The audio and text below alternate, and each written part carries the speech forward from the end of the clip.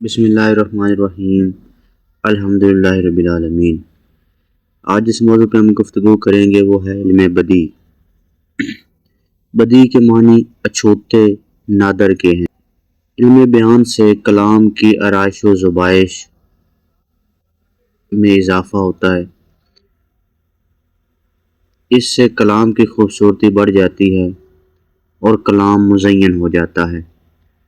Professor انور جمال اپنی کتاب ادبی اصطلاحات میں علم بدیع کی تعریف یوں کرتے ہیں: کلام خصوصاً شاعری میں دل آویزی اور خوبصورتی پیدا کرنے کے ذرائع کو بدیع کہتے ہیں۔ صنعت کے معنی ہنر، کاریگری اور مہارت کے ہیں۔ صنعت کی جمع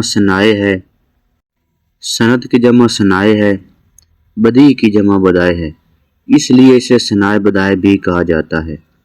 علم بدیع کی اقسام۔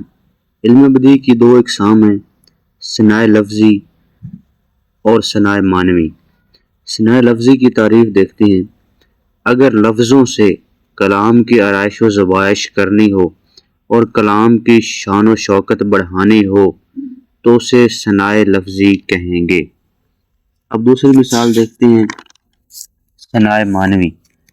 اگر معنوں میں خوبی پیدا کر کے کلام کی خوبصورتی اور تاثیر میں اضافہ کرنا ہو اسے صنائع معنوی کہیں گے۔ صنعت تضاد۔ صنعت تضاد کی تعریف ہم الفاظ میں کریں گے: کلام میں دو یا دو سے زیادہ ایسے الفاظ لانا جو ایک دوسرے کی ضد ہوں۔ ایک شعری مثال دیکھتے ہیں جس میں صنعت تضاد کو بڑی عمدگی سے بیان کیا گیا ہے: رات دن کٹتی ہے میری اب یوں ہی کشمکش میں، کوئی دن تھا کہ خوشی سے رات ہو جاتی تھی۔ صنعت تضاد کی اقسام۔ صنعت تضاد کی دو اقسام ہیں: صنعت ایجابی اور صنعت سلبی۔ صنعت ایجابی دیکھتے ہیں: صنعت ایجابی اسے کہتے ہیں جس کے الفاظ متضاد کے ساتھ حرف نفی نہ ہو۔ اس کی ایک مثال دیکھتے ہیں: صبح ہوتی ہے شام ہوتی ہے، عمر یوں ہی تمام ہوتی ہے۔ صنعت تضاد کی دوسری قسم دیکھتے ہیں: صنعت سلبی۔ صنعت سلبی اسے کہتے ہیں جس کے متضاد الفاظ کے ساتھ حرف نفی آئے۔ اس کی شعری مثال ملاحظہ فرمائیں: اپنے من میں ڈوب کر پا جا سراغ زندگی، تو اگر میرا نہیں بنتا نہ بن اپنا تو بن۔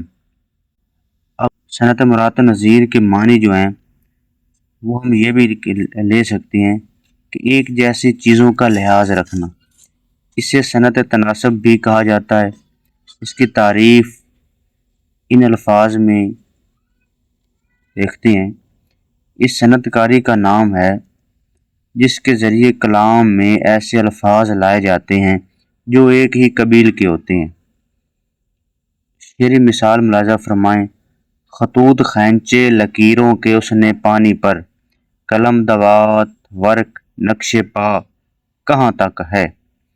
اس شعر میں قلم، دوات اور ورق ایک دوسرے سے مناسبت رکھتی ہیں۔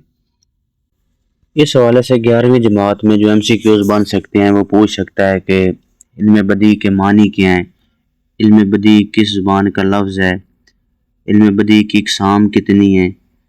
پھر اس میں جو صنعتیں جو ہم پڑھیں گے وہ صنعت تضاد اور صنعت مرات نظیر شامل ہے، اور اس کے ساتھ صنعت تلمیح بھی شامل ہے۔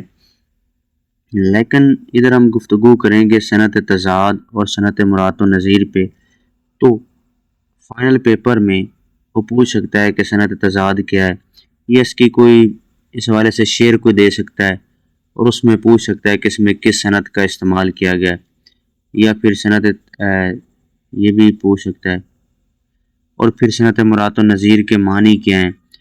پھر کوئی شعر دے سکتا ہے جس میں صنعت مرات نظیر ہوگی، وہ پوچھ سکتا ہے کہ اس میں کون سی صنعت کا استعمال کیا گیا ہے۔ اس حوالے سے فائنل پیپر میں جو ہے وہ MCQ آ سکتا ہے۔